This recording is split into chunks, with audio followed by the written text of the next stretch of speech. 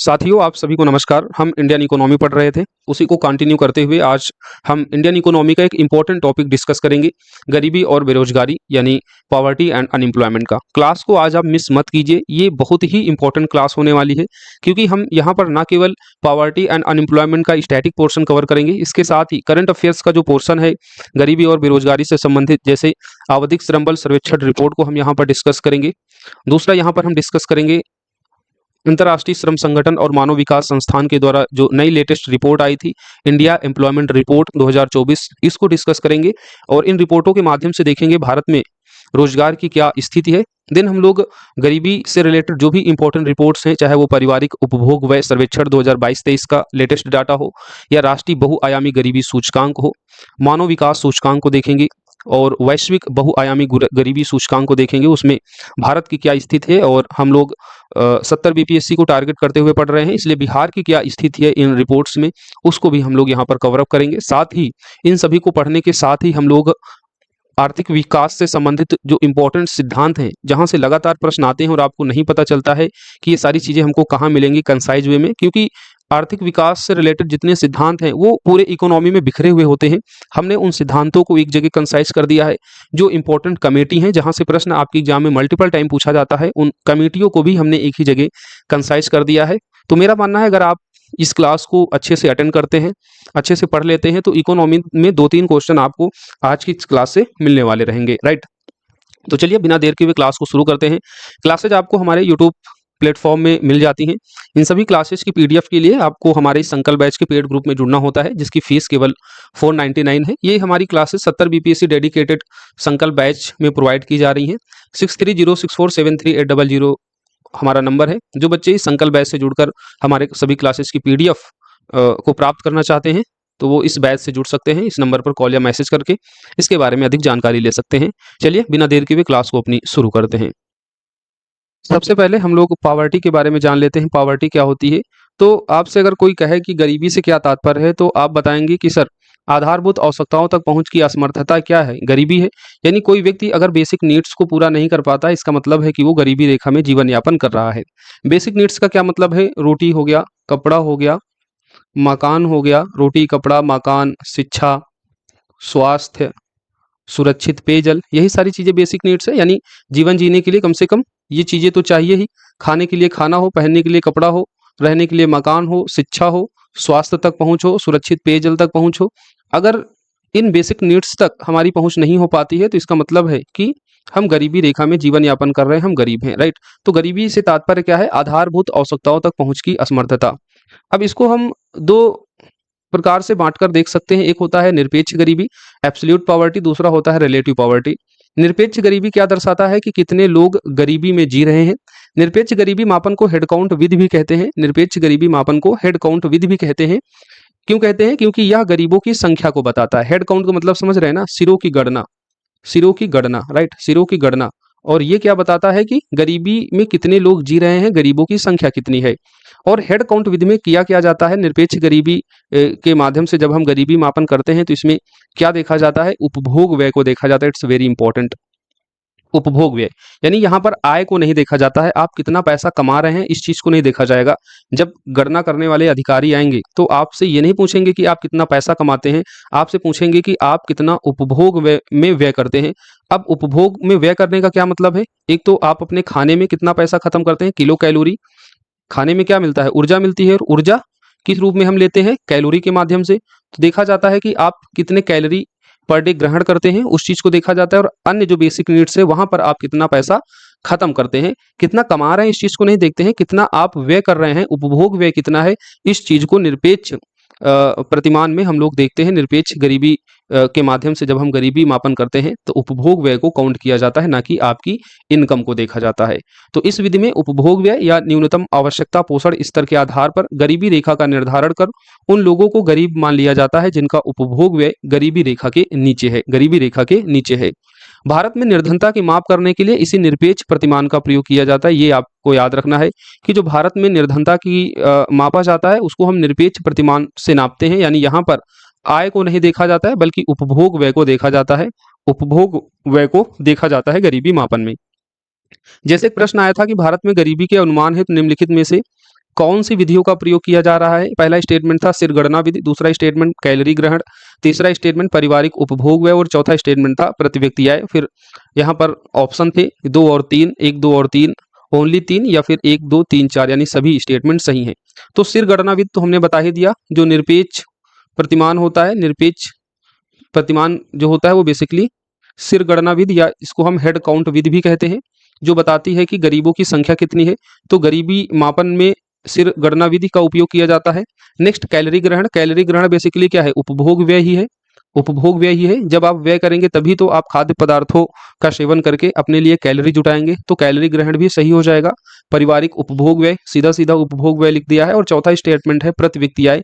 हमने आपको बताया कि निरपेक्ष प्रतिमान में प्रति व्यक्ति आय को काउंट नहीं करते हैं, केवल यहाँ पर उपभोग व्यय देखा जाता है, उपभोग व्यय देखा जाता है, इसलिए चौथा स्टेटमेंट क्या हो जाएगा? गलत हो जाएगा। और भारत में निर्धनता की मापन के लिए निरपेक्ष प्रतिमान का प्रयोग किया जाता है और निरपेक्ष प्रतिमान में आय को काउंट नहीं किया जाता, इसलिए ऑप्शन सही हो जाएगा बी, 1, 2 और 3 यानी सिरगणना विधि, कैलोरी ग्रहण और पारिवारिक उपभोग व्यय का अनुमान किया जाएगा अगर भारत में गरीबी का मापन किया जा रहा होगा तो। राइट। दूसरा है सापेक्ष गरीबी, रिलेटिव पॉवर्टी। रिलेटिव पॉवर्टी में क्या देखा जाता है? आय और संपत्ति के वितरण की स्थिति को यह दर्शाता है, आय और संपत्ति के वितरण की स्थिति को दर्शाता है रिलेटिव पॉवर्टी। अब इसके मापन की दो विधियां हैं, एक है लॉरेंज वक्र, दूसरा होता है गिनी गुणांक। लॉरेंज वक्र को 1905 में मैक्स और लॉरेंज के द्वारा स्थापित किया गया था। आप इसमें एक चित्र देख रहे होंगे, यह है एक तरफ जनसंख्या का संचयी प्रतिशत और दूसरी तरफ है आय का संचयी प्रतिशत, और बीच में एक निरपेक्ष समता रेखा खींच दी गई है, एक निरपेक्ष समता रेखा खींच दी गई है। अब यहाँ पर एक वक्र बनाया जाता है, लॉरेंज वक्र इसी को कहते हैं। और ये लॉरेंज वक्र जो होता है ये निरपेक्ष समता रेखा से जितना दूर होगा तो हम मानेंगे वहाँ की जनसंख्या के बीच जो आय की जो असमानता है वो अधिक होगी। और ये लॉरेंज वक्र जितना निरपेक्ष समता रेखा के नजदीक होगा, जितना पास होगा, तो हम मानेंगे कि उस देश में जनसंख्या और आय के बीच जो वितरण है वो समान है। राइट। तो लॉरेंज वक्र निरपेक्ष समता रेखा से जितना दूर होगा आय का वितरण उतना ही क्या होगा? असमान होगा। जबकि यह निरपेक्ष रेखा के जितना नजदीक होगा आय वितरण उतना ही समान होगा। तो इस चीज को आप लोग याद रखिएगा। लॉरेंज वक्र जनसंख्या में राष्ट्रीय आय के वितरण को प्रदर्शित करता है, लॉरेंज वक्र जनसंख्या में राष्ट्रीय आय के वितरण को प्रदर्शित करता है और बीच में एक निरपेक्ष समता रेखा खींच दी जाती है, फिर वक्र बनाया जाता है। ये वक्र इस समता रेखा से जितना दूर होता है हम मानते हैं कि उस देश में आय का जो वितरण है उतना ही असमान है, और जितना लॉरेंज वक्र इस समता रेखा के नजदीक होगा उस देश में जनसंख्या और आय के बीच जो वितरण है उतना ही ज्यादा समान होता है। राइट। दूसरा होता है रिलेटिव पॉवर्टी मापन की विधि में, दूसरा होता है गिनी गुणांक। 1912 में कोरोडो गिनी के द्वारा इसको स्थापित किया गया था। यह राष्ट्रीय आय के वितरण की गणितीय माप को प्रदर्शित करता है। गिनी गुणांक का फॉर्मूला होता है, इस बात को आपको याद रखना है, डायरेक्ट ये प्रश्न आपसे पूछा जाता है। तो गिनी गुणांक बराबर क्या होता है? पूर्ण समता रेखा एवं लॉरेंज वक्र के मध्य का क्षेत्रफल बटे पूर्ण समता रेखा के मध्य का क्षेत्रफल। तो आप अगर पूर्ण समता रेखा ये हो गई, पूर्ण समता रेखा के मध्य का जो क्षेत्रफल है उससे अगर आप भाग दे देते हैं पूर्ण समता रेखा एवं लॉरेंज वक्र के मध्य के क्षेत्रफल को, तो गिनी गुणांक निकल आएगा। गिनी गुणांक 0 एवं 1 के मध्य देखा जाता है। अगर 0 आता है तो इसका मतलब है राष्ट्रीय आय की पूर्ण समानता है, और अगर 1 आता है तो इसका मतलब है राष्ट्रीय आय की पूर्ण असमानता। राइट। तो दोनों बातों को आपको याद रखना है। गिनी गुणांक से क्या तात्पर्य है? राष्ट्रीय आय के वितरण की एक गणितीय विधि होती है। गिनी गुणांक बराबर होता है पूर्ण समता रेखा एवं लॉरेंज वक्र के मध्य का क्षेत्रफल बटे पूर्ण समता रेखा के मध्य का क्षेत्रफल। अब गिनी गुणांक में दो नंबर्स आते हैं, एक होता है 0 और दूसरा होता है 1।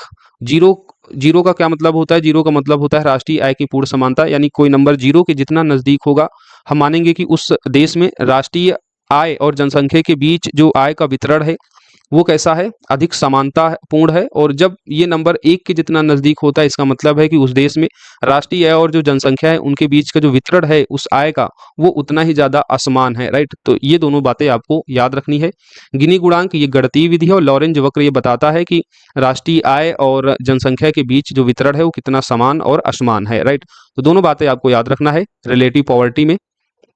इतनी बात आप लोग समझ गए होंगे। अब हम भारत में गरीबी निर्धारण को देखते हैं। भारत में पहली बार गरीबी मापन की अवधारणा दादा भाई नौरोजी ने अपनी पुस्तक poverty and un British rule in India में प्रस्तुत किया था। इस बात को आप याद रखना कि दादा भाई नौरोजी ने पहली बार भारत में गरीबी मापन की अवधारणा को अपनी पुस्तक poverty and un British rule in India में प्रस्तुत किया था। हालांकि भारत में गरीबी मापन का जो पहला आधिकारिक प्रयास किया गया था वो योजना आयोग के द्वारा गाडगिल समिति की सिफारिश के आधार पर 1962 में किया गया था। तो अगर आपसे ये पूछा जाए कि पहली बार गरीबी मापन की अवधारणा किसने प्रस्तुत की थी, तो दादा भाई नौरोजी ने, पुस्तक poverty and un-British rule in India. वहीं अगर आपसे आधिकारिक तौर पर पूछ लिया जाए कि पहली बार कब प्रयास किया गया आधिकारिक तौर पर, तो योजना आयोग के द्वारा गाडगिल समिति की सिफारिश पर 1962 में। व्यवस्थित ढंग से गरीबी रेखा के निर्धारण हेतु कुछ समितियों का गठन किया गया था, जिसमें पहली कमेटी थी वीएम डांडेकर और एन रथ कमेटी 1971 में इसको गठित किया गया था। इसके द्वारा राष्ट्रीय नमूना सर्वेक्षण के आंकड़ों को आधार बनाते हुए भारत में गरीबी का पहली बार व्यवस्थित आकलन किया गया था। तो याद रखिएगा, भारत में पहली बार गरीबी का व्यवस्थित आकलन कब किया गया था, तो वीएन डांडेकर और एन रथ कमेटी 1971 के द्वारा। तो ये चीज आपको याद रखना है। पहली बार आधिकारिक प्रयास गाडगिल समिति के द्वारा 1962 में, और गरीबी की पहली बार अवधारणा भारत में दादा भाई नौरोजी ने दी थी, और पहला जो व्यवस्थित आकलन गरीबी का था वो वीएम डांडेकर और एन रथ के द्वारा 1971 में किया गया था। इस कमेटी के द्वारा ग्रामीण और शहरी दोनों के लिए ही सेम कैलोरी पर डे निर्धारित की गई थी। 2250 कैलोरी प्रति व्यक्ति प्रतिदिन निर्धारित थी। ये यानी न्यूनतम नंबर है। कोई व्यक्ति चाहे ग्रामीण हो या शहरी व्यक्ति हो, वो अगर कम से कम 2250 कैलोरी पर डे नहीं ले रहा है, इसका मतलब है कि वो क्या है, वो गरीब व्यक्ति है। हमने जैसे आपको बताया ही था कि निरपेक्ष प्रतिमान का यूज किया जाता है। आप कितना पैसा कमाते हैं ये चीज़ नहीं देखी जाती, आपकी कितनी आय है इसको काउंट नहीं किया जाता है, बल्कि उपभोग व्यय को देखा जाता है। और उपभोग व्यय में अगर आप पर डे 2250 कैलोरी नहीं ग्रहण कर रहे हैं इस वीएम डांडेकर और एन रथ कमेटी के अनुसार, तो आप गरीबी रेखा में आएंगे, राइट।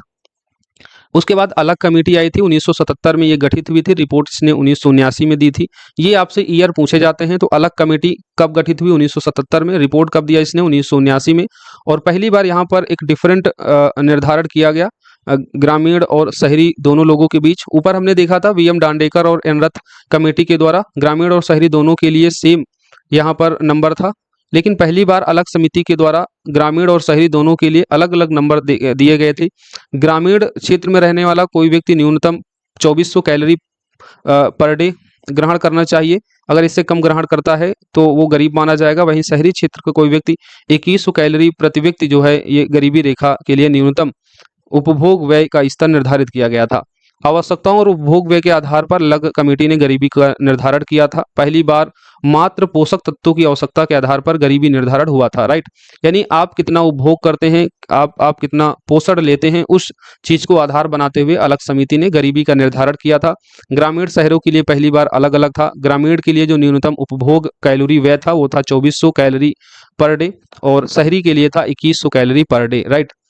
उसके बाद लकड़वाला कमेटी बनती है 1989 में, जो अपनी रिपोर्ट प्रस्तुत करती है 1993 में। गरीबी निर्धारण के लिए उपभोक्ता मूल्य सूचकांक के इस्तेमाल की सिफारिश की जाती है।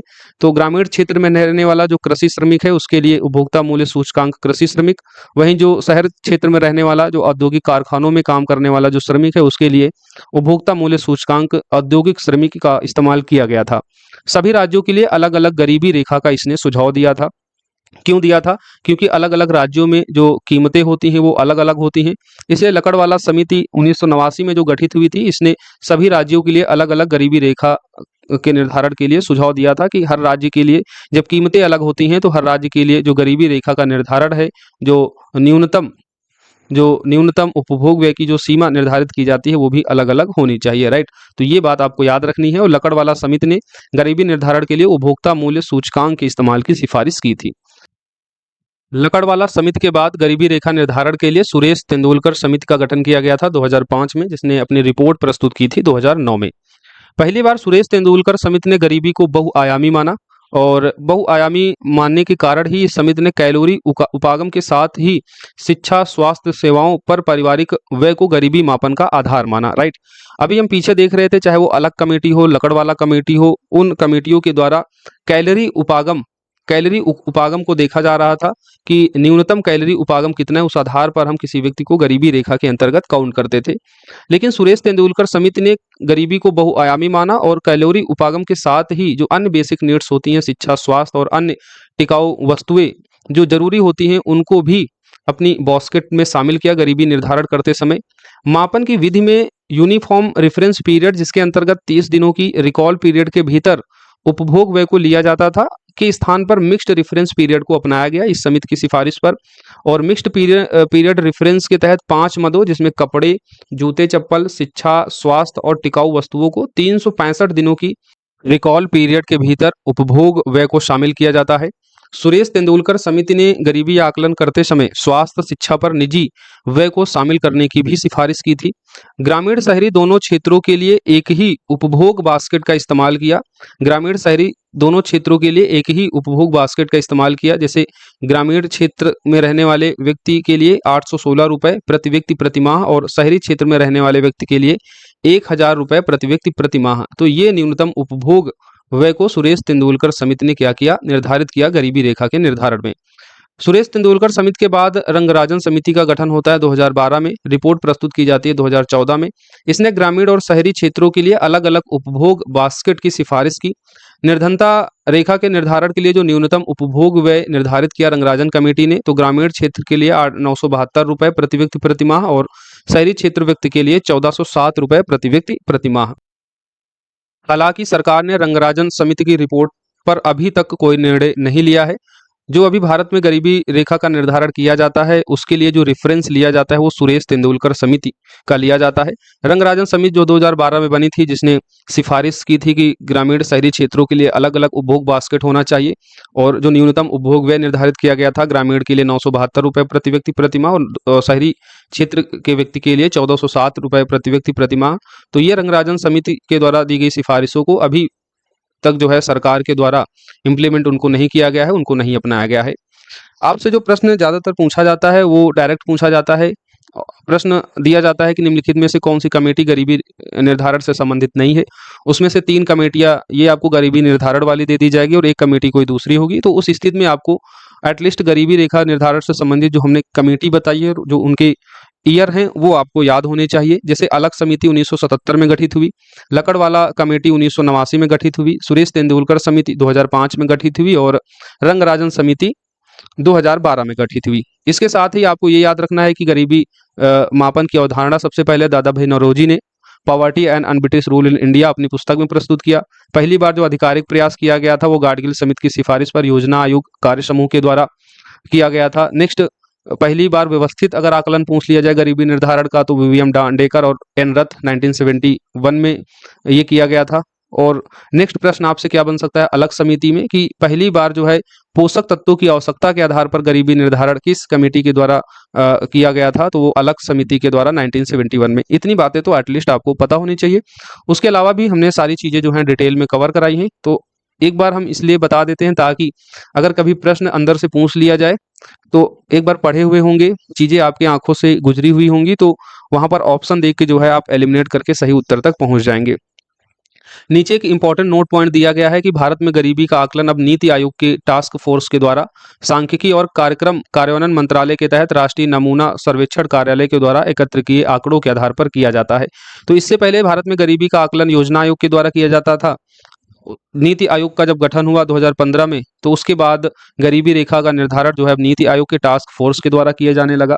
नीति आयोग का जो टास्क फोर्स सांख्यिकी और कार्यक्रम कार्यान्वयन मंत्रालय और इसके तहत जो राष्ट्रीय नमूना सर्वेक्षण कार्यालय है उसके द्वारा एकत्र किए आंकड़ों के आधार पर जो है गरीबी रेखा का आकलन किया जाता है। भारत में गरीबी रेखा का अनुमान उपभोग व्यय पर आधारित है, न कि आय के स्तर पर। इस चीज को हमने पहले भी मेंशन कर दिया है।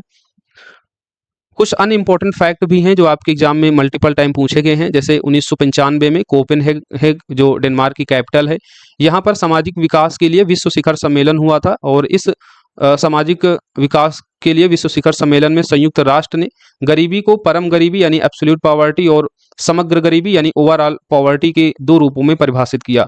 तो आपसे प्रश्न पूछा गया था कि संयुक्त राष्ट्र ने गरीबी को परम गरीबी के रूप में कब परिभाषित किया गया था, तो 1995 में। अब प्रश्न दूसरी तरीके से बन सकता है कि संयुक्त राष्ट्र ने गरीबी को परम गरीबी या समग्र गरीबी के रूप में कब परिभाषित किया, तो भी 1995 में। कहाँ किया, तो कोपेनहेग डेनमार्क में आयोजित सामाजिक विकास के विश्व शिखर सम्मेलन में। परम गरीबी और समग्र गरीबी से क्या मतलब होता है, इस चीज को भी देख लेते हैं, क्योंकि बदलते एग्जाम पैटर्न में जिस तरीके से कंसेप्चुअल प्रश्न आपकी अंडरस्टैंडिंग उस सब्जेक्ट को लेकर पूछी जा रही है, तो वैसे कंडीशन में आपको ये पता होना चाहिए कि यूएन के द्वारा परम गरीबी और समग्र गरीबी के अंतर्गत क्या कहा गया था, किस तरह इसको डिफाइन किया गया था। तो एब्सोल्यूट पॉवर्टी यानी जो परम गरीबी है उसमें बताया गया था कि मूलभूत मानवीय आवश्यकताओं जैसे भोजन, सुरक्षित पेयजल, स्वच्छता सुविधाएं, स्वास्थ्य, शिक्षा, आवास तथा सूचना तक पहुंच से गंभीर रूप से वंचित रहने की स्थिति परम गरीबी के रूप में परिभाषित किया था। वहीं समग्र गरीबी को यूएन ने किस तरीके परिभाषित किया था, तो कुपोषण, अपर्याप्त आजीविका, बीमारी, दूषित वातावरण में निवास आदि जैसी स्थितियों में होने जिनसे निर्णय क्षमता तथा सम्मानजनक नागरिक, सामाजिक एवं सांस्कृतिक जीवन पर दुष्प्रभाव पड़ता है, को समग्र गरीबी के रूप में परिभाषित किया था। ओवरऑल पॉवर्टी के रूप में इसको परिभाषित किया गया था। तो दोनों चीजें आपको याद रखनी है, यहाँ से भी प्रश्न पूछे जाने की संभावना है। निर्धनता की संस्कृत की अवधारणा किसके द्वारा दी गई थी, तो ऑस्कर लेविस के द्वारा। निर्धनता के दुष्चक्र की अवधारणा रैगनर नक्शके के द्वारा दी गई थी 1935 में प्रकाशित उनकी पुस्तक problem of capital formation in under development countries में, राइट। तो दोनों चीजें आपको याद रखनी है, ये प्रश्न पूछा जा चुका है पीसीएस एग्जाम में। निर्धनता की संस्कृत की अवधारणा ऑस्कर लेविस ने दी थी और निर्धनता के दुष्चक्र की अवधारणा रैगनर नक्शे ने दी थी। भारत के कुछ राज्यों में आधिकारिक गरीबी रेखाएं अन्य राज्यों की तुलना में उच्चतर हैं। क्यों उच्चतर होती हैं? क्योंकि कीमत स्तर अलग अलग राज्यों में अलग अलग होती हैं। तो कीमत स्तर जो है अलग अलग राज्यों में अलग अलग हैं, जिसके कारण गरीबी रेखाएं के जो आंकड़े आते हैं वो अलग अलग राज्यों के आप देखते हैं अलग अलग होते हैं। उनका सीधा सा कारण क्या होता है, तो कथन कारण में इस तरीके का प्रश्न बन सकता है। कथन दिया जाएगा कि भारत के कुछ राज्यों में आधिकारिक गरीबी रेखाएं अन्य राज्यों की तुलना में उच्चतर हैं, और फिर कारण दे दिया जाए कि कीमत स्तर अलग अलग राज्यों में अलग अलग होता है। तो उस कंडीशन में कथन कारण दोनों सही होगा और एक दूसरे की वो व्याख्या भी कर रहे होंगे। एक कमेटी थी हासिम कमेटी, और ये कमेटी भारत में नगरीय क्षेत्र में गरीबी रेखा से नीचे यानी जो बीपीएल होते हैं, बिलो पॉवर्टी लाइन, उनके परिवार की पहचान के लिए इसको गठित किया गया था। तो क्वेश्चन आपसे पूछा जाएगा कि भारत में नगरीय क्षेत्र में गरीबी रेखा से नीचे परिवारों की पहचान के लिए किस कमेटी को गठित किया गया था, तो आप क्या बताएंगे? हासिम समिति। इंपॉर्टेंट कमेटी है, ये पूछी जा चुकी है। और इस समिति के द्वारा शहरी गरीबों की पहचान के लिए 3 कमजोरियों को आधार बनाया गया था। उसमें पहला था आवासीय कमजोरी, दूसरा था सामाजिक कमजोरी, तीसरा था पेशाजनक कमजोरी। यानी कोई व्यक्ति नगरीय क्षेत्र में बिलो पॉवर्टी लाइन से नीचे रह रहा है, उसके लिए 3 मानदंड थे। पहला, एक तो उसके पास जो है बेहतर आवासीय सुविधा नहीं होगी, रहने के लिए घर नहीं होगा। सामाजिक कमजोरी होगी, यानी समाज में उसका ऊंचा स्थान नहीं होगा। नेक्स्ट, पेशाजनक कमजोरी, यानी उसके पास जो है पर्याप्त रोजगार नहीं होगा, पर्याप्त आय का साधन नहीं होगा।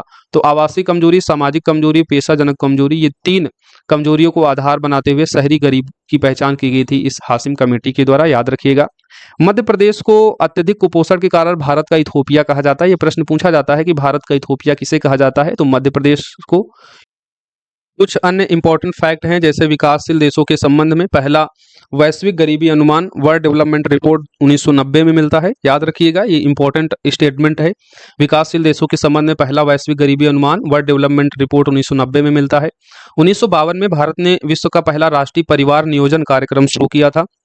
आप जानते हैं कि जनसंख्या और गरीबी इन दोनों का सीधा सा संबंध होता है, क्योंकि जो संसाधन है, जो नेचुरल रिसोर्सेज हैं, जो संसाधन है वो सीमित हैं, और जब जनसंख्या लगातार बढ़ती जाती है तो इन नेचुरल रिसोर्सेज पर दबाव बढ़ने लगता है, जिसके कारण क्या होता है, ये संसाधन पर्याप्त लोगों तक पर्याप्त रूप से नहीं पहुंच पाते हैं और फिर वो गरीबी का कारण बनता है। तो जनसंख्या को कम करने के लिए विश्व का पहला जो राष्ट्रीय परिवार नियोजन कार्यक्रम है वो भारत ने वर्ष 1952 में शुरू किया था, इसको आप याद रखिएगा। गरीबी निवारण के लिए स्वयं सेवा समूह यानी जो सेल्फ हेल्प ग्रुप की जो अवधारणा है, जो विचार है, वो बांग्लादेश के नोबेल शांति पुरस्कार 2006 के विजेता मोहम्मद यूनिस ने दिया था। इसको हमने पहले भी अपनी इकोनॉमिक्स की क्लास में डिस्कस किया है। विभेदीकृत ब्याज दर योजना को केंद्र सरकार ने 1972 में प्रारंभ किया था। इस योजना का उद्देश्य समाज के कमजोर वर्गों को रियायती दर पर ऋण उपलब्ध कराकर जो भारत की गरीबी है उसको कम करना, जो निम्न वर्ग के लोग हैं उनका विकास करना। तो याद रखिएगा, विभेदीकृत ब्याज दर योजना केंद्र सरकार के द्वारा 1972 में शुरू की गई थी। इट्स वेरी इंपॉर्टेंट स्टेटमेंट और ये आपसे कई बार पूछा जा चुका है। तो विभेदीकृत ब्याज दर योजना केंद्र सरकार ने 1972 में प्रारंभ की थी और उद्देश्य क्या था, समाज के कमजोर वर्गों को रियायती दर पर ऋण उपलब्ध कराना। अब हम लोग अनएम्प्लॉयमेंट यानी बेरोजगारी के बारे में पढ़ेंगे। पॉवर्टी से रिलेटेड जो भी स्टैटिक पोर्शन था उसको हमने डिस्कस कर लिया है। अब अगर स्टैटिक पोर्शन से कोई क्वेश्चन पूछा जाएगा पॉवर्टी से संबंधित तो आप बहुत ही आसानी से उसको कर लेंगे। अभी हम बाद में इस स्टैटिक पोर्शन को पढ़ने के बाद करंट अफेयर्स को भी डिस्कस करेंगे पॉवर्टी से रिलेटेड, यानी राष्ट्रीय बहुआयामी गरीबी सूचकांक, वैश्विक बहुआयामी गरीबी सूचकांक, जहां से प्रश्न आपके एग्जाम में पूछे जाते हैं। तो लेटेस्ट रिपोर्ट को अभी हम बाद में डिस्कस करेंगे। तो दोनों को पढ़ने के बाद जो है आपका टॉपिक जो है वो कंप्लीटली प्रिपेयर हो जाएगा। बेरोजगारी को देख लेते हैं, इसका स्टैटिक पोर्शन डिस्कस कर लेते हैं। तो अनएम्प्लॉयमेंट को 2 भागों में डिवाइड कर सकते हैं, एक होता है ऐच्छिक बेरोजगारी, दूसरा होता है अनैच्छिक बेरोजगारी। ऐच्छिक बेरोजगारी का क्या मतलब है कि आपको रोजगार मिल रहा है लेकिन आप इच्छा से, आप जो है इच्छा से बेरोजगार हैं, यानी आप कुल मिला के कह सकते हैं काहिल हैं, आप काम करना नहीं चाह रहे हैं, घर में जो है आप पड़े रहना चाहते हैं। तो ऐसे में आपको जो है बेरोजगार नहीं काउंट किया जाता है। तो ऐच्छिक बेरोजगारी को सामान्यतः बेरोजगारी में शामिल नहीं किया जाता है। अनैच्छिक बेरोजगारी जो होती है, जिसको खुली बेरोजगारी भी कहते हैं, इसी को हम बेरोजगारी की परिभाषा में शामिल करते हैं। बेरोजगारी में केवल इसे ही शामिल करते हैं, अनैच्छिक बेरोजगारी, यानी आपकी इच्छा है काम करने की लेकिन आपको रोजगार नहीं मिल रहा है, उस स्थिति में जो है आपको बेरोजगार की श्रेणी में शामिल किया जाता है, और इसी अनैच्छिक बेरोजगारी को खुली बेरोजगारी भी कहते हैं। अब बेरोजगारी के कई प्रकार हैं और ये सभी प्रकार किसमें आएंगे? अनैच्छिक बेरोजगारी में। पहला है संरचनात्मक बेरोजगारी यानी स्ट्रक्चरल अनएम्प्लॉयमेंट। संरचनात्मक बेरोजगारी क्या होता है कि औद्योगिक क्षेत्र में संरचनात्मक परिवर्तनों के परिणाम स्वरूप उत्पन्न बेरोजगारी को हम संरचनात्मक बेरोजगारी कहते हैं। इसे आप उदाहरण के तौर पर समझ सकते हैं कि कोई इंडस्ट्री है और वहां पर नई तकनीकियों को इंट्रोड्यूस किया जाता है, और उस तकनीकी का ज्ञान अगर लोगों के पास नहीं है तो सीधी सी बात है वो कंपनी उन लोगों को क्या कर सकती है? निकाल सकती है। जैसे अभी हम आज के टाइम पर देख रहे हैं कि नई नई टेक्नोलॉजी जो है वो एंटर कर रही है, और उन तकनीकियों का इस्तेमाल जो है हमको नहीं पता होता है। तो वैसी कंडीशन में क्या होता है कि हम जो है वर्क नहीं कर पाते हैं, हम काम नहीं कर पाते हैं स्किल के अभाव के कारण। तो संरचनात्मक बेरोजगारी का सीधा सा मतलब यही होता है कि औद्योगिक क्षेत्र में जब संरचनात्मक परिवर्तन के कारण जो है बदलाव आता है, जैसे डिजिटल उपकरणों का उपयोग धीरे धीरे बढ़ रहा है लेकिन श्रमिकों के पास इन डिजिटल उपकरणों को चलाने के लिए, इनका उपयोग करने के लिए स्किल का अभाव है, तो ऐसी कंडीशन में वो श्रमिक क्या हो जाएंगे? वो श्रमिक जो है वो बेरोजगार हो जाएंगे। और भारत में बेरोजगारी का स्वरूप जो है कुछ इसी प्रकार का है और लगातार ये बढ़ता जा रहा है। अल्प बेरोजगार का क्या मतलब है? अल्प बेरोजगार का मतलब है क्षमता अनुसार काम ना मिलना, यानी जितना काम वो व्यक्ति कर सकता है उस व्यक्ति की क्षमता के अनुसार उसको उतना काम नहीं मिल पा रहा है, तो हम उसको कहेंगे अल्प रोजगार, राइट। छिपी या प्रच्छन्न बेरोजगारी। छिपी या प्रच्छन्न बेरोजगारी क्या होती है? इसमें श्रमिकों की सीमांत उत्पादकता शून्य या नगण्य होती है, यानी कोई कारखाना है या कोई मान लीजिए कृषि सेक्टर में ये चीज ज्यादा देखते हैं, कृषि सेक्टर या कोई कारखाना है और जो कार्य है उस कार्य को करने में केवल मान लीजिए 4 व्यक्ति की आवश्यकता है, लेकिन वहां पर काम कर रहे हैं 10 लोग। तो ये जो 6 अतिरिक्त लोग हैं तो इनकी उत्पादकता क्या हो जाएगी? शून्य हो जाएगी। और भारत में इस तरह की बेरोजगारी आपको ज्यादातर आपको एग्रीकल्चर सेक्टर में मिलेगी, क्योंकि एग्रीकल्चर सेक्टर में देखते हैं एक खेत होता है छोटा सा। भारत में ज्यादातर जो खेत हैं वो छोटे खेत हैं। लगभग 60 से 70% किसानों के पास जो है 2 हेक्टेयर से भी कम खेती है, और देखते हैं कि पूरा का पूरा परिवार जो है उस छोटी सी खेती में लगा हुआ होता है। तो वहां पर जो अतिरिक्त लोग लगे हुए होते हैं उन अतिरिक्त व्यक्तियों को हम छिपे या प्रच्छन्न बेरोजगार कहते हैं, क्योंकि वो काम तो कर रहे होते हैं लेकिन जो उनकी उत्पादकता है वो बहुत थोड़ी होती है या तो बिल्कुल ही नगण्य होती है। भारत में इस तरह के रोजगार कृषि क्षेत्र में लगे श्रमिकों में देखी जाती है। यहाँ श्रमिकों की प्रति इकाई उत्पादकता जो है वो बहुत कम होती है। तो इस चीज को याद रखिएगा कि छिपी या प्रच्छन्न बेरोजगारी क्या होती है? जहां पर श्रमिकों की सीमांत उत्पादकता शून्य, बहुत कम या बिल्कुल नगण्य होती है। उसके बाद देखते हैं शिक्षित बेरोजगारी। शिक्षित बेरोजगारी में क्या मतलब है कि योग्यता अनुसार काम न मिलने के कारण उत्पन्न बेरोजगारी, यानी आपने बीटेक किया हुआ है और आप मोमोज बेच रहे हैं ठेला लगा के, इसका मतलब है कि आप शिक्षित बेरोजगार हैं, यानी आपको योग्यता अनुसार आपको काम नहीं मिला है। घर्षण बेरोजगारी क्या होती है? फ्रिक्शनल अनएम्प्लॉयमेंट, जिसको हम लोग संक्रमणकालीन बेरोजगारी भी कहते हैं। तो इस चीज को याद रखना कि संक्रमणकालीन बेरोजगारी को ही घर्षण बेरोजगारी कहते हैं। बाजार की दशाओं यानी मांग पूर्ति की शक्तियों में जब परिवर्तन आता है तो इस तरीके की आपको बेरोजगारी देखने को मिलती है। बाजार की शक्ति होती है मांग पूर्ति, यानी डिमांड जब होगी तभी सप्लाई उधर से बढ़ती है, और जब ये डिमांड सप्लाई का संतुलन बना रहता है तभी जो रोजगार की स्थिति है किसी देश में अच्छी रहती है। तो बाजार की दशाओं में परिवर्तन, बेसिकली जो मांग पूर्ति है उसकी शक्तियों में परिवर्तन से उत्पन्न बेरोजगारी को हम घर्षण बेरोजगारी या संक्रमणकालीन बेरोजगारी कहते हैं।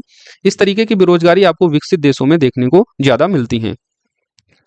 उसके बाद मौसमी बेरोजगारी। मौसमी बेरोजगारी का क्या मतलब है? किसी विशेष मौसम या अवधि में प्रतिवर्ष उत्पन्न होने वाली बेरोजगारी। जैसे कृषि क्षेत्र में ये ज्यादातर देखते हैं। गेहूं कटने के बाद आप देखते हैं कि फिर मार्च में मान लीजिए गेहूं कट गया, उसके बाद अप्रैल मई जून में जो किसान हैं वो कैसे होते हैं? बेरोजगार होते हैं। उस टाइम जो है उनके पास कोई काम नहीं होता है, वो होती है मौसमी बेरोजगारी, यानी किसी एक विशेष मौसम या अवधि में प्रतिवर्ष उत्पन्न होने वाली बेरोजगारी को हम लोग मौसमी बेरोजगारी कहते हैं। चक्री बेरोजगारी क्या होती है? यह व्यापार चक्र का परिणाम होता है जहां मंदी के दौरान बेरोजगारी बढ़ती है और आर्थिक विकास के साथ ये घटती है। तेजी, आर्थिक सुस्ती, आर्थिक मंदी और पुनरुत्थान व्यापार चक्र के 4 प्रकार हैं जो एक पूंजीवादी अर्थव्यवस्था की विशेषताएं हैं। मंदी के दौरान या जब आर्थिक सुस्ती होगी उस दौरान बेरोजगारी बढ़ जाएगी, और जब आर्थिक विकास किसी देश का होगा तो वहां पर बेरोजगारी दर क्या हो जाती है, वो घट जाती है। भारत में बेरोजगारी का जो आधार है वो योजना आयोग के द्वारा 1973 में भगवती समिति यानी जगदीश भगवती की अध्यक्षता में जो गठित की गई थी। और इस भगवती समिति के द्वारा जो है बेरोजगार के मापन हेतु 3 अवधारणाएं प्रस्तुत की गई थी। आपसे डायरेक्ट क्वेश्चन पूछा जाता है कि बेरोजगारी से संबंधित निम्नलिखित में से कौन सी समिति है, तो उस समिति का नाम एक तो याद रखना है, भगवती समिति है। 1973 में इसको गठित किया गया था योजना आयोग के द्वारा। और इस समिति ने बेरोजगारी के मापन हेतु 3 अवधारणाएं प्रस्तुत की थी। पहली थी सामान्य स्थिति, दूसरी चालू साप्ताहिक स्थिति और तीसरी थी चालू दैनिक स्थिति। समान स्थिति में आप देखते हैं पूरे वर्ष रोजगार नहीं मिलता है, यानी 365 डे या इससे अधिक दिनों तक जब रोजगार नहीं मिलता है तो उसको हम कहते हैं बेरोजगारी की सामान्य स्थिति। और ये क्रॉनिक बेरोजगारी को प्रदर्शित करती है, यानी दीर्घकालिक बेरोजगारी। तो अगर कभी आपसे पूछ लिया जाए कि सामान्य स्थिति किस तरीके की बेरोजगारी को प्रदर्शित करती है, तो क्रॉनिक बेरोजगारी यानी दीर्घकालिक बेरोजगारी को ये प्रदर्शित करती है, जहां पर किसी व्यक्ति को पूरे वर्ष या उससे अधिक दिनों तक भी रोजगार नहीं मिलता है। चालू साप्ताहिक स्थिति में क्या देखा जाता है कि सप्ताह में औसत बेरोजगारों की संख्या जिन्हें सप्ताह में 1 घंटे भी कार्य नहीं मिलता है, वो चालू साप्ताहिक स्थिति के अंतर्गत आते हैं।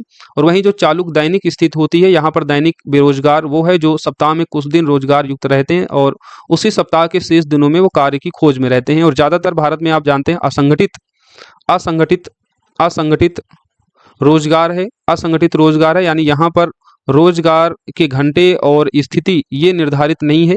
लोग जो हैं घरों से निकलते हैं रोजगार के लिए, कभी उनको जो है काम मिल जाता है और कभी उनको काम नहीं मिलता है। तो कुछ दिन रोजगार युक्त रहते हैं और उसी सप्ताह शेष दिनों में वो कार्य की खोज में रहते हैं, उसको कहते हैं चालू दैनिक स्थिति। और भारत में यह बेरोजगारी की जो समस्या है सबसे ज्यादा व्यापक है, राइट। तो भगवती समिति 1973 में गठित हुई। बेरोजगारी के मापन हेतु 3 अवधारणाएं प्रस्तुत की, सामान्य स्थिति, चालू साप्ताहिक स्थिति और चालू दैनिक स्थिति। देश में बेरोजगारी की गणना का सामान्य सूत्र देखेंगे तो बेरोजगारी दर बराबर क्या होती है, बेरोजगार श्रमिकों की संख्या बटे कुल श्रम बल इंटू 100। तो ये आपको फॉर्मूला याद रखना है। बेरोजगारी दर अगर निकाली जाएगी तो बेरोजगार श्रमिकों की संख्या को कुल श्रम बल से भाग देकर 100 से गुणा कर देंगे तो बेरोजगारी दर निकल आएगी। बेरोजगारी से संबंधित कुछ शब्दावलियां देख लेते हैं, जैसे श्रम बल भागीदारी यानी लेबर फोर्स पार्टिसिपेशन रेट क्या होता है। तो जनसंख्या में श्रम बल क्या होगा, यानी काम करने वाले या काम की तलाश करने वाले या काम के लिए उपलब्ध व्यक्तियों का ये प्रतिशत होता है। तो श्रम बल भागीदारी का क्या मतलब होता है कि जितनी जनसंख्या, उस जनसंख्या में जो व्यक्ति काम की तलाश में है, काम के लिए उपलब्ध हैं या काम कर रहे हैं, वो सभी जो है श्रम बल भागीदारी में आ जाते हैं।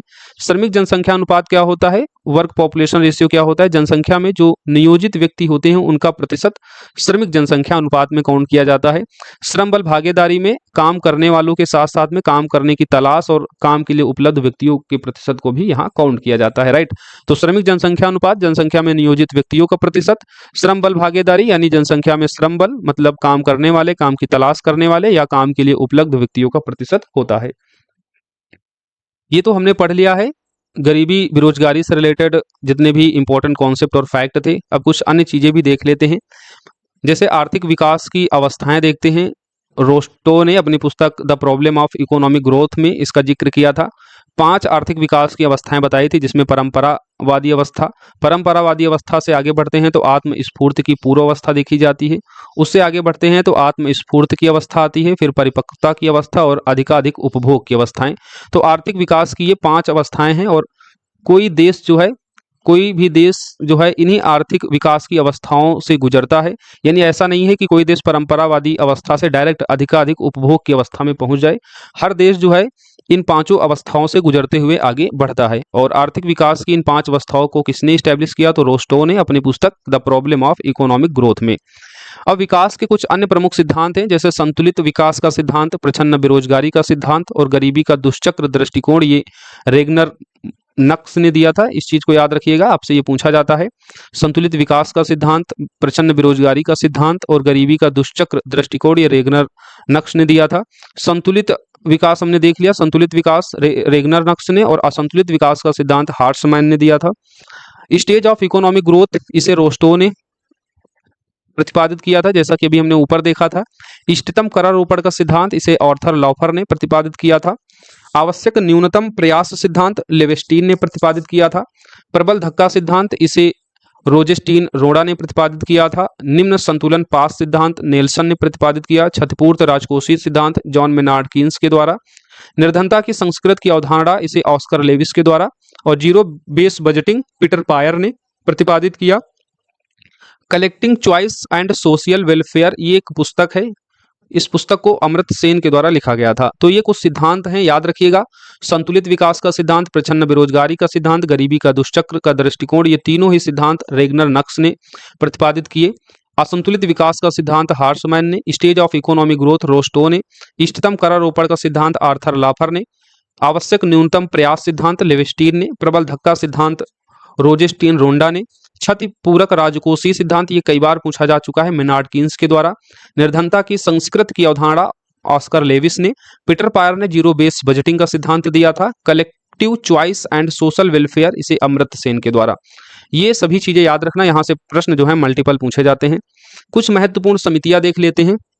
भगवती समिति हमने आपको बताया ही, ये बेरोजगारी से संबंधित थी।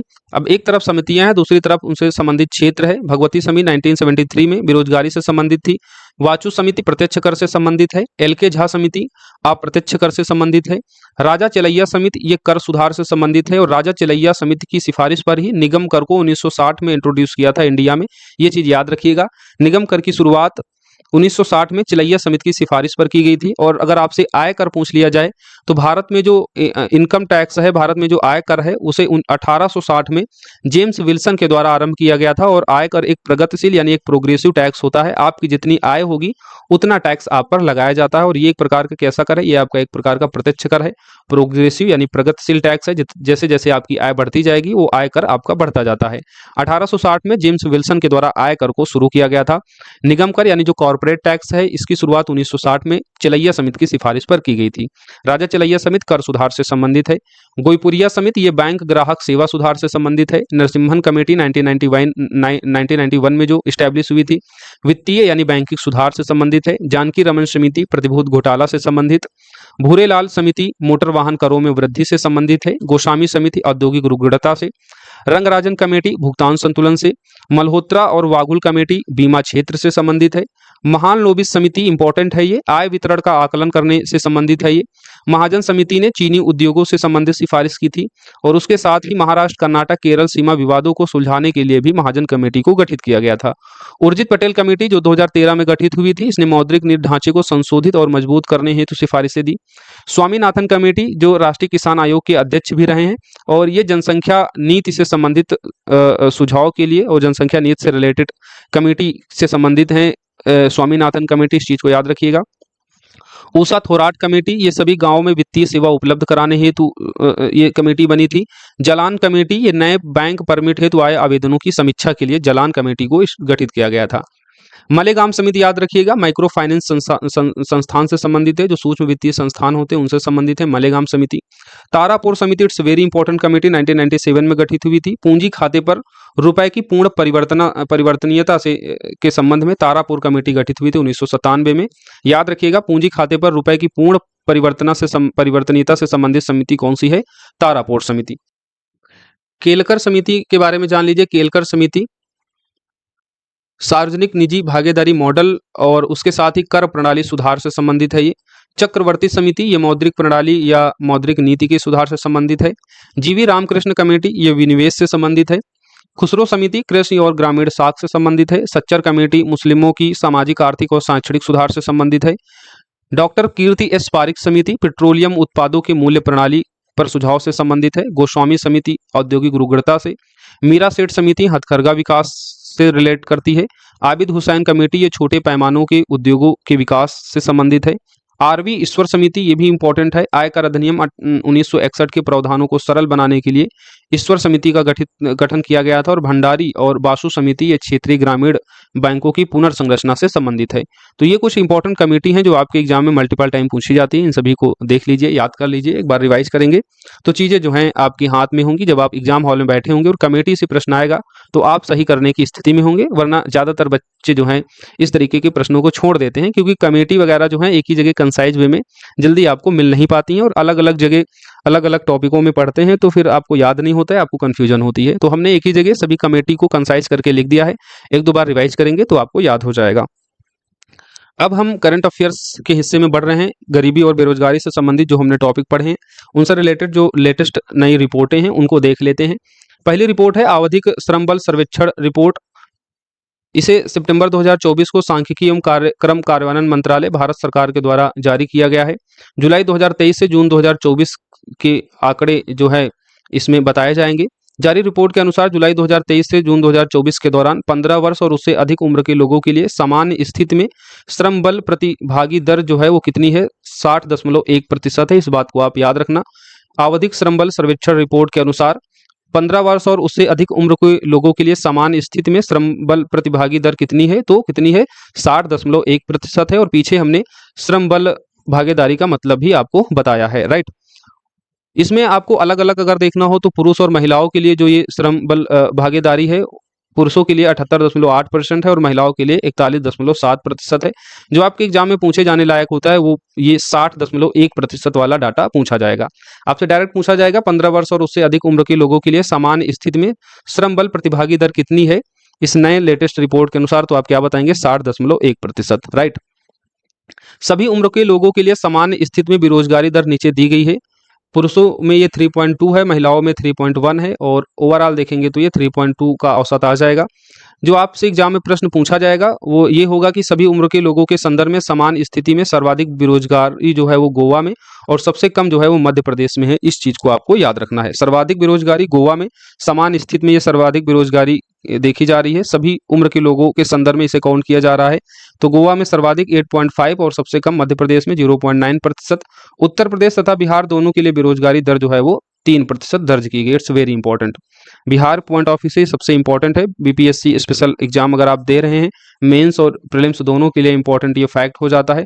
और बाकी यूपीपीएससी वाले भी इसको देख लीजिए। 70 बीपीएससी प्रीलिम्स और यूपीपीएससी 2024 दोनों के लिए इंपॉर्टेंट फैक्ट है। उत्तर प्रदेश और बिहार दोनों के लिए बेरोजगारी दर कितनी है, 3% है, राइट। इतनी बात आपको समझ में आ गई। अब आगे बढ़ते हैं नए रिपोर्ट की तरफ। अगली रिपोर्ट है इंडिया एम्प्लॉयमेंट रिपोर्ट 2024, भारत रोजगार रिपोर्ट 2024, जिसे अंतर्राष्ट्रीय श्रम संगठन और मानव विकास संस्थान के द्वारा जारी किया गया था। इस रिपोर्ट में भारत में युवाओं के लिए रोजगार के समक्ष मौजूद चुनौतियों और पिछले 2 दशकों में इसमें आए बदलाव के बारे में बताया गया है। युवाओं के लिए रोजगार के समक्ष चुनौतियों की चर्चा इस रिपोर्ट में की गई थी। भारत अभी इन्फ्लेशन पॉइंट पर खड़ा हुआ है क्योंकि युवा आबादी 2036 तक घटकर 23% हो जाने की संभावना है, जो 2021 में 27% थी, राइट। तो युवाओं की आबादी धीरे धीरे आप जानते हैं वो क्या होगी, घटेगी। जो युवा आबादी 2021 में 27% थी वो युवा आबादी 2036 में घटकर 23% हो जाएगी। और अगर इस युवा आबादी को रोजगार नहीं मिला तो बहुत ही भयावह स्थिति भारत में देखने को मिलेगी। क्योंकि एक युवा को जब रोजगार नहीं मिलता है तो उसके साथ पूरा परिवार स्ट्रगल करता है और फिर बाद में इस युवा व्यक्ति जब ये वृद्ध होगा तो सीधी सी बात है ये फिर सरकार के ऊपर पूरी तरीके से डिपेंडेंट हो जाता है। फिर स्वास्थ्य सुविधाएं, अन्य सुविधाओं के लिए सरकारी खर्च पर डिपेंडेंट होगा और सरकार की अभी भी स्वास्थ्य सुविधा उतनी बेहतर नहीं है। तो ऐसे में भारत के जो लोग हैं उनकी जीवन स्थिति बहुत ही खराब हो जाएगी अगर उनको युवावस्था में रोजगार नहीं मिला तो। और इस रिपोर्ट में बताया भी गया है कि भारत के बेरोजगार कार्यबल में लगभग 83% युवा है। यानी भारत में जितना भी बेरोजगार कार्यबल है, इस इंडिया एम्प्लॉयमेंट रिपोर्ट के अनुसार 83% उस बेरोजगार कार्यबल में जो है युवा है। कुल बेरोजगारों में माध्यमिक एवं उच्च शिक्षा प्राप्त युवाओं की हिस्सेदारी 2000 में 35.2% से लगभग दोगुनी होकर 2022 में 65.7% हो गई है। तो इस बात को आपको याद रखना है, ये इंपॉर्टेंट डाटा है, इसे देख लीजिए, प्रश्न यहाँ से बन सकता है। आगे देखते हैं पारिवारिक उपभोग व्यय सर्वेक्षण 2022-23 का। 7 जून 2024 को सांख्यिकी एवं कार्यक्रम कार्यान्वयन मंत्रालय भारत सरकार के द्वारा पारिवारिक उपभोग व्यय सर्वेक्षण जारी किया गया। राष्ट्रीय प्रतिदर सर्वेक्षण कार्यालय द्वारा प्रत्येक 5 वर्ष में आंकड़ों की गणना आधार वर्ष 2011-12 के मूल्यों पर ये पारिवारिक उपभोग व्यय सर्वेक्षण किया गया है। 2022-23 के लिए अनुमानित औसत मासिक प्रति व्यक्ति उपभोग व्यय ग्रामीण भारत में 3,773 रुपये है और शहरी भारत में ये 6,459 रुपये है, जो वर्ष 2011-12 की तुलना में क्रमशः 164% और 146% अधिक है। 2011-12 की कीमतों के आधार पर ग्रामीण क्षेत्रों में अगर आप वृद्धि देखेंगे तो 40% की और शहरी क्षेत्रों में ये 33% की वृद्धि दर देखी जा रही है। तो ये भी आपके एग्जाम में आने लायक जो है डाटा है, इसको आप लोग याद रखिएगा। अब आगे बढ़ते हैं, राष्ट्रीय बहुआयामी गरीबी सूचकांक की तरफ देखते हैं। संयुक्त राष्ट्र विकास कार्यक्रम के द्वारा अपनी मानव विकास रिपोर्ट सूचकांक में बहुआयामी गरीबी सूचकांक को 2010 में शामिल किया गया था। यह विश्व में सबसे व्यापक रूप से उपयोग किए जाने वाला गैर मुद्रीय गरीबी सूचकांक है। इसके तहत 3 आयामों स्वास्थ्य, शिक्षा और रहन सहन के स्तर के आधार पर बहुआयामी गरीबी मापन किया जाता है। राष्ट्रीय बहुआयामी गरीबी सूचकांक का उद्देश्य वैश्विक रूप से स्वीकार्य होने के साथ साथ भारत की स्थिति के अनुरूप एक सूचकांक का निर्माण करना है। यानी जिस तरीके से यूएनडीपी के द्वारा 2010 में वैश्विक बहुआयामी गरीबी सूचकांक को इंट्रोड्यूस किया गया था, उसी तरीके से भारत ने भी 2021 में राष्ट्रीय बहुआयामी गरीबी सूचकांक को जारी किया और ये राष्ट्रीय बहुआयामी गरीबी सूचकांक नीति आयोग के द्वारा जारी किया जाता है। इसमें भी 3 आयाम होते हैं और 12 संकेतक होते हैं राष्ट्रीय बहुआयामी गरीबी सूचकांक में। हालांकि वैश्विक बहुआयामी गरीबी सूचकांक में 3 आयाम होते हैं और 10 संकेतक होते हैं। अभी हम आगे उसके बारे में देखेंगे। नीति आयोग के द्वारा राष्ट्रीय बहुआयामी गरीबी सूचकांक को जारी किया गया, दूसरा संस्करण है। पहला संस्करण 2021 में जारी किया गया था। जो नई रिपोर्ट जारी की गई है नीति आयोग के द्वारा राष्ट्रीय बहुआयामी गरीबी सूचकांक की, उसमें राष्ट्रीय परिवार स्वास्थ्य सर्वेक्षण 5 2019 से 2021 के डेटा पर यह आधारित थी। अब इसमें हम लोग देख लेते हैं 2015-16 से वर्ष 2019-21 के मध्य इसमें जो बताया गया है राष्ट्रीय बहुआयामी गरीबी सूचकांक में कि 13.5 करोड़ लोग जो हैं वो बहुआयामी गरीबी से मुक्त हुए हैं। तो 2015-16 से 2019-21 के मध्य देश में रिकॉर्ड 15.5 करोड़ यानी 135 मिलियन लोग बहुआयामी गरीबी से बाहर आए हैं। समान अवधि के दौरान बहुआयामी गरीबी से मुक्त लोगों की संख्या की दृष्टि से देखें तो सबसे ज़्यादा उत्तर प्रदेश की संख्या लगभग 3.43 करोड़ लोग जो हैं इस बहुआयामी गरीबी से मुक्त हुए हैं। दूसरे नंबर पर बिहार का स्थान आता है। बिहार में 2.25 करोड़ आबादी जो है इस बहुआयामी गरीबी से मुक्त हुई और तीसरे पर मध्य प्रदेश है। 2015-16 में भारत में बहुआयामी रूप से गरीब लोगों की जो संख्या थी वो 24.85% थी, जो घटकर 2019-21 में ये 14.96% हो गई है। ये डाटा आपको याद रखना है। इस तरीके से देखें तो भारत में बहुआयामी रूप से गरीब लोगों की संख्या में 9.89% की उल्लेखनीय कमी दर्ज की गई है। 2015-16 में जो 24.85% थी बहुआयामी गरीबी लोगों की संख्या, वो 2019-21 में घटकर 14.96% हो गई है। और अगर आप ये डिफरेंस देखेंगे तो 9.89 का होगा। ग्रामीण क्षेत्रों में बहुआयामी गरीबी जो 2015-16 में 32.59% थी, वो 2019-21 में घटकर 19.28% हो गई है। वहीं शहरी क्षेत्र में बहुआयामी गरीबी जो 2015-16 में 8.65% थी, वो घटकर 5.27% हो गई है। 2015-16 और 2019-21 के मध्य भारत का बहुआयामी गरीबी सूचकांक 0.117 से घटकर 0.066 हो गया है। ये इंपॉर्टेंट डाटा है, याद रखिएगा। अब यहाँ पर एक नीचे जो है पूरा ग्राफ दिया गया है। यहाँ पर पहला ग्राफ है सर्वाधिक बहुआयामी गरीब वाले शीर्ष राज्य। तो सबसे ज़्यादा जो बहुआयामी गरीब वाले शीर्ष राज्य हैं उसमें अभी भी बिहार जो है वो पहले नंबर पर है। 2015-16 में बहुआयामी गरीब जनसंख्या बिहार की प्रतिशत में थी 51.89%, यानी बिहार की 50% से भी अधिक जनसंख्या 2015-16 में बहुआयामी गरीब जनसंख्या थी। हालांकि इसमें सुधार हुआ है और बहुआयामी गरीब जनसंख्या 2019-21 में कितने प्रतिशत रह गई बिहार की, तो 33.76%। तो 70 बीपीएससी प्रीलिम्स वाले इस डेटा को याद रखिएगा। सर्वाधिक बहुआयामी गरीब वाले शीर्ष राज्यों में बिहार पहले नंबर पर है। 2015-16 में 51.89% बहुआयामी गरीबी जनसंख्या थी, जो घटकर अब 33.76% हो गई है। उसके अलावा क्रम याद रख लीजिए, बिहार के बाद दूसरा राज्य झारखंड, तीसरा मेघालय, चौथा उत्तर प्रदेश और पांचवा मध्य प्रदेश है बहुआयामी गरीबी संख्या के प्रतिशत के मामले में। केरल सबसे कम बहुआयामी गरीबी जनसंख्या वाला राज्य है। केरल में मात्र 0.55% बहुआयामी गरीबी जनसंख्या निवास करती है कुल राज्य की आबादी का। बहुआयामी गरीबी लोगों की संख्या से सबसे तेजी से जो कमी आई है उसमें पहला स्थान है उत्तर प्रदेश का, दूसरा बिहार का, तीसरा मध्य प्रदेश का, चौथा उड़ीसा का और पांचवा राजस्थान का। उत्तर प्रदेश में जो बहुआयामी गरीबी जनसंख्या में कमी आई है हमने पहले भी बताया था। उत्तर प्रदेश में बहुआयामी जनसंख्या में कमी प्रतिशत देखेंगे तो 14.75% जो है कमी आई है। वहीं दूसरे नंबर पर बिहार का स्थान आता है। बिहार में 8.13% की जो है कमी आई है। यानी ये जो 51.89% है वो घटकर कितना हो गया 33.76%। और ये अंतर कितना है, ये अंतर है 18.13% का। ये अंतर है 18.13% का। तो इस तरीके से बिहार दूसरा राज्य है जहां पर बहुआयामी गरीब जनसंख्या में जो है तेजी से कमी आई है। पहले नंबर पर है उत्तर प्रदेश। अब आप यहाँ पर वैश्विक बहुआयामी गरीबी सूचकांक के 3 आयाम और 10 संकेतकों को देख सकते हैं। नीचे राष्ट्रीय बहुआयामी गरीबी सूचकांक के भी हमने 3 आयाम और 12 संकेतक। राष्ट्रीय बहुआयामी गरीबी सूचकांक में सभी संकेतक वो शामिल होते हैं जो वैश्विक बहुआयामी गरीबी सूचकांक में होते हैं। 2 संकेतक यहाँ एक्स्ट्रा होते हैं, जिसमें हेल्थ में एक नया संकेतक जुड़ जाता है, मैटरनल हेल्थ यानी जो मातृ स्वास्थ्य होता है, और दूसरा स्टैंडर्ड ऑफ लिविंग में काउंट। तो यहाँ पर 2 संकेतक राष्ट्रीय बहुआयामी गरीबी सूचकांक में एक्स्ट्रा जुड़ जाते हैं, बाकी सारी चीजें सेम होती हैं। 3 आयाम कौन से होते हैं? तो health, education, standard of living. अब इनमें संकेतक अलग अलग होते हैं। तो हेल्थ में 2 संकेतक होते हैं, एक होता है पोषण और दूसरा होता है बाल और किशोर मृत्यु दर यानी चाइल्ड मोर्टेलिटी देखी जाए। एजुकेशन में देखा जाता है ईयर्स इन स्कूल, दूसरा इसमें होता है स्कूल अटेंडेंस यानी स्कूल में शिक्षा के वर्ष और स्कूल में कितनी उपस्थिति है। वहीं स्टैंडर्ड ऑफ लिविंग में देखा जाता है कुकिंग फ्यूल देखा जाता है, खाना पकाने के लिए ईंधन की सुविधा। सैनिटाइजेशन देखा जाता है यानी स्वच्छता देखी जाती है, ड्रिंकिंग वाटर, सुरक्षित पेयजल, इलेक्ट्रिसिटी यानी विद्युत की उपलब्धता, हाउसिंग यानी आवास की सुविधा और एसेट्स यानी परिसंपत्ति। तो ये 6 संकेतक होते हैं स्टैंडर्ड ऑफ लिविंग में। एजुकेशन में 2 संकेतक, हेल्थ में 2 संकेतक, इस तरह 10 संकेतक और 3 आयाम होते हैं वैश्विक बहुआयामी गरीबी सूचकांक में।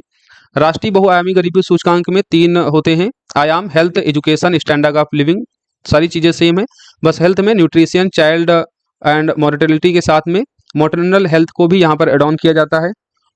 Years of schooling, school attendance, दोनों एजुकेशन के संकेतक यहाँ सेम होते हैं। स्टैंडर्ड ऑफ लिविंग में भी सभी संकेतक सेम होते हैं, बस एक बैंक अकाउंट इसमें जुड़ जाता है, बाकी cooking fuel, sanitization, drinking water, housing, electricity, assets सारी चीजें सेम होती हैं। वैश्विक बहुआयामी गरीबी सूचकांक के तरह बैंक अकाउंट इसमें एक एक्स्ट्रा सूचकांक जुड़ जाता है। तो इस तरीके से ये सभी संकेतक आपको याद रखने हैं, आपसे पूछे जा सकते हैं, जिस तरीके से आपका एग्जाम पैटर्न जो है चेंज हो रहा है। अब हम मानव विकास रिपोर्ट 2023-24 को देख लेते हैं, क्योंकि मानव विकास रिपोर्ट भी सीधे तौर पर गरीबी और किसी देश में बेरोजगारी की स्थिति से सीधे जो है संबंध रखती है। मानव विकास रिपोर्ट को संयुक्त राष्ट्र विकास कार्यक्रम यूएनडीपी के द्वारा जारी किया जाता है। 3 संकेतक इसमें शामिल होते हैं, जीवन प्रत्याशा, शिक्षा और आय। जीवन प्रत्याशा में देखते हैं कि स्वास्थ्य और दीर्घ जीविता के मापन हेतु जन्म के समय जीवन प्रत्याशा को आधार बनाया जाता है। शिक्षा में स्कूल अवधि के औसत वर्ष और स्कूल अवधि के अनुमानित वर्षों को आधार बनाया जाता है। वहीं आय सूचकांक में जीवन निर्वाह के आकलन के लिए प्रति व्यक्ति सकल राष्ट्रीय आय को लिया जाता है।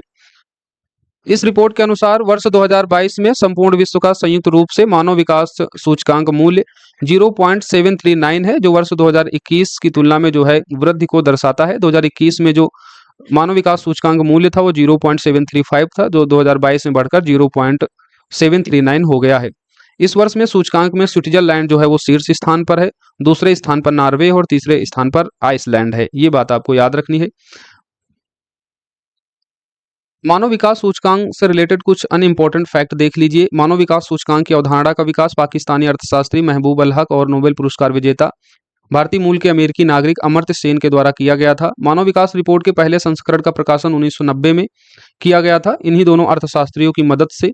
ज्ञातव्य है कि मानव विकास सूचकांक संपादकीय रूप से यूएनडीपी से स्वतंत्र प्रकाशन है। 2010 से मानव विकास रिपोर्ट में मानव विकास को मापने के संदर्भ में नवीन प्रक्रियाएं अपनाई गई थी।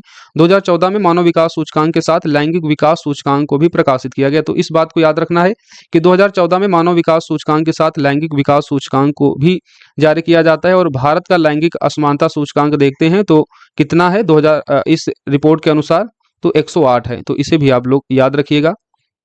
मानव विकास रिपोर्ट में वर्ष 1997 में जारी मानव निर्धनता सूचकांक के स्थान पर 2010 में बहुआयामी निर्धनता सूचकांक को भी प्रस्तुत किया गया। जैसे हमने बताया कि मानव विकास रिपोर्ट में 2010 में जो है इसमें परिवर्तन किया गया था, और ये परिवर्तन यही था कि 1997 से जो मानव निर्धनता सूचकांक जारी किया जाता था उसके स्थान पर 2010 में बहुआयामी निर्धनता सूचकांक मल्टी डायमेंशनल पॉवर्टी इंडेक्स को प्रस्तुत किए जाने लगा था। राइट, तो इस बात को भी आपको याद रखना है। संयुक्त राष्ट्र विकास कार्यक्रम के सहयोग से ऑक्सफोर्ड निर्धनता एवं मानव विकास पहल द्वारा विकसित बहुआयामी निर्धनता सूचकांक में अभी हमने ऊपर बताया था कि 3 आयाम शिक्षा, स्वास्थ्य, जीवन स्तर और 10 संकेतकों को शामिल किया जाता है। और इसमें आपको याद रखना है कि भारत की 16.4% जनसंख्या बहुआयामी गरीबी की स्थिति में है। इस वर्ष जो नई लेटेस्ट रिपोर्ट आई है बहुआयामी निर्धनता सूचकांक के संदर्भ में। राइट, भारत का लैंगिक असमानता सूचकांक हमने बता ही दिया है, भारत की रैंकिंग 108 है। 2014 से जो है मानव विकास सूचकांक के साथ लैंगिक विकास सूचकांक को प्रकाशित किया जाता है। इस वर्ष भी भारत की स्थिति हम देखते हैं मानव विकास सूचकांक में, तो मध्यम मानव विकास वाले देशों की श्रेणी में शामिल है, 0.644 के साथ जो है 134वीं रैंक पर है। तो इसे आप लोग याद रखिएगा। यूएनडीपी के द्वारा जो मानव विकास सूचकांक जारी किया जाता है उस सूचकांक में भारत की क्या स्थिति है, तो 134वीं रैंक है। एसडीआई मूल्य कितना है, तो 0.644। राइट, तो ये नंबर आपको याद रखना है। बाकी चीज़ें आप यहाँ देख सकते हैं पोस्ट करके, पूरी डिटेल में ये रिपोर्ट है। जो चीज़ें आपसे पूछी जाती हैं उनको हमने यहाँ पर मेंशन कर दिया। वैश्विक भुखमरी सूचकांक देख लेते हैं। ये भी गरीबी से और बेरोजगारी से जुड़ी हुई रिपोर्ट है। वैश्विक भुखमरी सूचकांक 2023 जो लेटेस्ट रिपोर्ट है उसको हम लोग देख लेते हैं, जहाँ से प्रश्न आपके एग्जाम में पूछे जाने की प्रबल संभावना होगी। इसमें आपको देखना है भारत के संदर्भ में जो पूछा जाता है, तो वैश्विक भुखमरी सूचकांक में भारत की रैंकिंग कितनी है? 111वीं है। स्पष्ट है कि वैश्विक भुखमरी सूचकांक 2023 में भारत का स्कोर यहाँ भुखमरी की गंभीर स्थिति को प्रदर्शित करता है। अब कोई देश गंभीर स्थिति में है या किस स्थिति में है, ये यहाँ पर नंबर दिए जाते हैं। अगर किसी देश का स्कोर 9.9 या उससे कम स्कोर है तो इसका मतलब है कि जो वहाँ की स्थिति है, भुखमरी की स्थिति है वो निम्न है।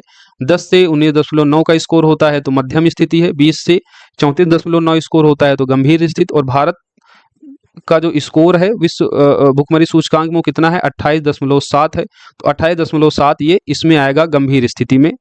तो वैश्विक भुखमरी सूचकांक में भारत की रैंकिंग 111वीं है।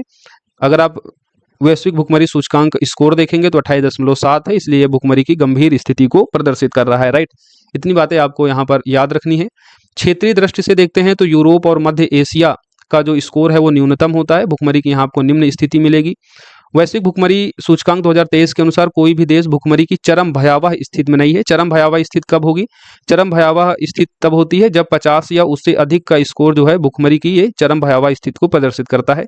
तो कोई भी देश जो है चरम भयावह भुखमरी की स्थिति में नहीं है, जबकि 9 देश भुखमरी की भयावह स्थिति में आप देख सकते हैं। और ये देश ज़्यादातर आपको अफ्रीकन कॉन्टिनेंटल के मिलेंगे।